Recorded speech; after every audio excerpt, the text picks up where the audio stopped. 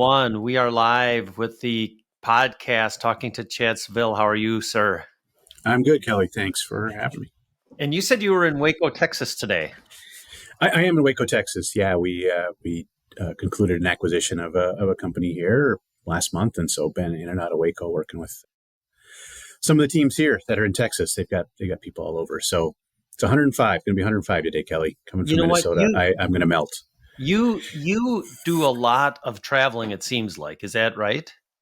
Yeah, that is. I do a ton. Yeah, I mean, it used to be a lot of international travel when I worked overseas, and now it's a lot of domestic. But that's the world I'm in, right? We support pediatric patients that are getting out of hospitals and help them at home, and they are all over the country. So we are also all over the country, and and I feel like it's important to be, present with my teams. My teams run warehouses. They do biomedical tech. They're working on equipment, things like that. So they are in the office. They're not remote. And so I don't want to just be sitting in an office in Minnesota. So I am out making sure I know what they're doing and they know me, and that it's still face to face for all my stuff. Yeah. Now, before we go into work stuff, you said it's going to be 105 in Waco today. Yeah, I believe 105 to 108. I'm not sure. It's just hot. It's definitely hot. What does that feel like for people like us who are from the Great White North? When is it a dry heat, so it's not that bad? I mean, that's what they told me. They told me it's a dry heat, but look, at that temperature, it's just hot. It doesn't matter. It's just right? You're in Minnesota, and when it's bitter cold, right? You just kind of going from wherever you are into your car and then back in and try to stay out of it. It's just the same. It's hot. So you're just moving quick. I came to the office here and people are fighting to park in the spots that have shade. So I got to start. You just think differently, but it is just, there's no point at which, it's a dry heat. I mean, 105 is just bad. That's like the oven. The oven's a dry heat too. It is. Don't leave anything in your car that they told me it'll just melt. So can't leave the luggage in the car. Ovens make dry heat. I mean, it's true. We around my house, it was going to be up to the middle 80s, I think 2 weekends ago. And so we said, you know what, we've got to go up north. So we went up to Silver Bay and we were up on the North Shore. So it was a high of 70, I think 70 and 73 or something, the 2 days we were up there, and we were, but sun and beautiful on Lake Superior, and the lake was calm. And one thing I lived down south in Nashville for almost 5 years. And I noticed that Southerners go south for vacations and all of us go north. We go north for vacations. We're like, it gets so hot in the summer for us. We want to be up, we're up north where it's going to be a little more manageable, meaning in the 70s with sun and comfortable. And, the Southerners. I lived in Singapore for 4.5 years, and it was every day. It was like in the upper 80s, low 90s with 80% humidity. So this, and that I never accommodated. I never really got accommodated to that from being from Minnesota. I mean, I was gone 20 years. I'm back now, but this is worse. Texas is just the people are great, but I enjoy sweater weather or sweatshirt weather, Yeah, it's too hot. No, I don't know if you remember this, but you and I have a shared past. Do you remember that you and I worked together at GE Capital? And then absolutely. Yeah, I remember talking. I mean, I reached out to Ron when I moved back here and needed somebody because I knew you guys were all here now. And I do. It was a long time. Ron reminded me how long ago it was. I felt really old, but yeah. Yeah, sure, we're having G Capital, Metamore, and then Ambient. I think then I left, and so yeah, I left right at that same. I think we probably left about the same time. But yeah, we're having our 25th anniversary in business coming up on September 28th at the Royal Oaks Golf Course in Lake Elmo. If you're around and not traveling, stop by that day. I'll make sure you get an invite. Love to see you. We're trying to get all of our past and present friends and consultants and customers together. Sure, I'd love to do it because now I'm a former consultant from who knows how long ago, just all together. Now I'm a customer, and so I reached out to Ron And I didn't even think about it. I reached out to him like I hadn't been that long. It's like, good to hear from you. Like, 25 years. So really? All right. Well, Ron looks right. I mean, Ron, you look very, I mean, you look very similar to, but I mean, Ron is like, hasn't changed a bit. His not at all. personality is exactly the same. He Not at looks the all. same. So tell me about your role in supply chain. Is it a technical? I mean, you're a fairly technical guy. Of course, we were much younger at the time, but is it a technology role that you do there? You're vice president of supply chain. Is that the Yeah, title? I'm actually the chief supply chain officer at Pediatric Home Service. So my role is a pretty wide mix. So I came back I was in Korea for a couple of years with a startup, and I moved back to Minnesota like 2.5, 3.5, 4 years ago now, actually, when COVID hit, and I ran a nonprofit for a while, and then the investment company that owns PHS and bought them asked me to join, and so my role is chief supply chain officer in a variety of things. So I have I have day-to-day ops, like all the warehouse fulfillment. We have drivers, that kind of thing. So I have 20 some odd locations. I have all the facilities and those pieces, but I also have a team of biomedical technicians that work on things like ventilators, cough assist, technical equipment. I've got all of our procurement groups. So we do 70, 80 billion in spend on procurement on a regular basis. And then I said, I have all the facilities, vehicles, capital, things like that. So I was kind of brought on because I'd done so many different things.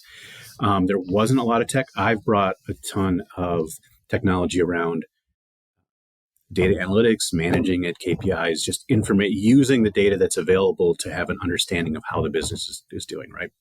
Prior to that, it's kind of a collection of groups that started these small businesses and were acquired and were doing things on paper or best guess or stuff like that. So I've brought in some technology and services on data, and now I'm also sponsoring selection of a new contact center system. Even though I don't run that, I know the tech piece, and so I support the IT team on sponsoring that. I'm also sponsoring the rebuild of our customer portal because I've been in e-commerce a long time. So I kind of was like, run this, Chad, but then we drag you into wherever you can to help. So it's a change. It's not, I used to have tech teams. I don't, but I love what I'm doing. I'm just applying all that stuff you and I probably learned a long time ago to day-to-day business, to places that have never done it. Like this DME is what we do. And they don't think the way that I did coming from, huge e-commerce the last 15 years. And so just applying technology, not so much, building a new system, et cetera. But that's what I'm doing today. So it's a huge mix of things. Like, and specifically today, you're in Waco, Texas, at one of your facilities. Are you there to in really a leadership capacity, making sure everybody knows you're all, if there's any questions, you're there to answer them, help, jump in wherever you're needed. Is that your role on a trip like this? Yeah, a couple things this time. So I flew into Dallas. There's ops in Dallas. I visited Dallas, drove down here to Waco, and then this afternoon I'll drive to San Antonio for tomorrow. It's twofold. One, making sure that the people here know us as senior leaders. We acquired them, and it's part of building that relationship, and make sure that we're not corporate and we're saying, hey, here's how things are going to be done. Right? This is a very relationship driven business. It deals with, again, there's a lot of families, children, it's medical. And so a lot of the folks have medical backgrounds, and it's very different than just acquiring a bank or something. So a lot of it face to face, making sure they understand it, making sure that we know what's critical to them being successful. Because when you acquire a company, the last thing you want to do is turn them into something that is not going to be successful, right? You bought them for a reason. And so make sure we keep those core competencies that are great and we supplement for growth. And then the other is that I'm looking at physical assets to decide, do we really need, 2 buildings in Dallas? Do we really need 2 buildings in Waco? And how do we consolidate the space, but do so in a way where the people feel like that's been truly looked at and done in a real way? But the main reason I'm here, and I was here a couple of weeks ago, is getting to know the people, understand what really makes them successful versus what you saw in due diligence, right? Yeah, and not lose any of that. Right. And I think some people on this call will know what pediatric home care does, but for those who don't, you guys have very important, and there's the human side of your business. Could you give us 30 seconds or 60 seconds of what your business is doing with pediatric?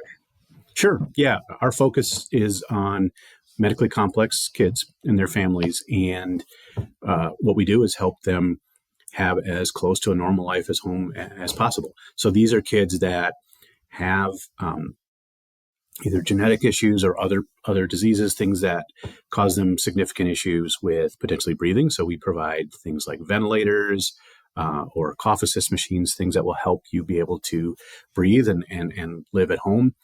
Kids that have GI tubes, so they need specialized feeding or tube fed. We also do infusion therapy, so we have our own pharmacies where we do specialized infusion for kids that have rare diseases.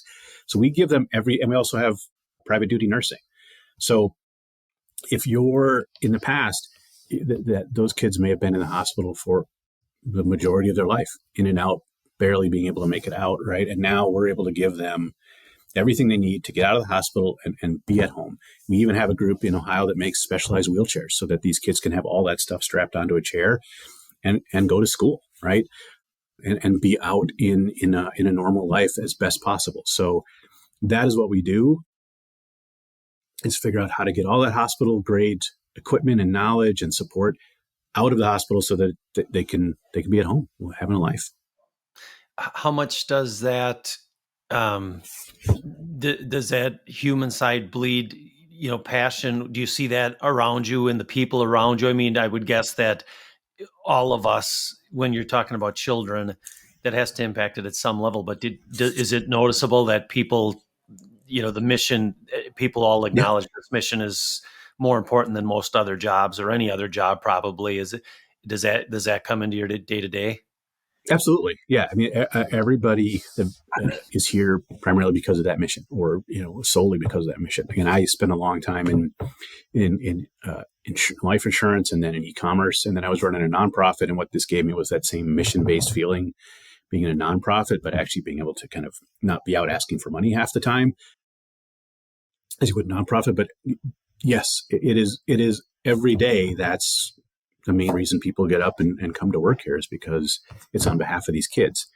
It is a slog, right? And a fight with insurance. I mean, insurance in the U.S. is a complicated mess for us to work through, but we also try to keep that from impacting, what the kids see. So it is, everybody's here for that mission. Yeah. And when we do these acquisitions, we try to find companies that have the same mission. This group I'm here now today called Biomedical that we bought, similar mission. You come and you talk with everybody and you immediately are on the same page because it's about these kids and the family. And when you're sitting down talking about decisions, right? I mean, it helps to have that strong of a mission, helps you make decisions pretty quickly, pretty easily.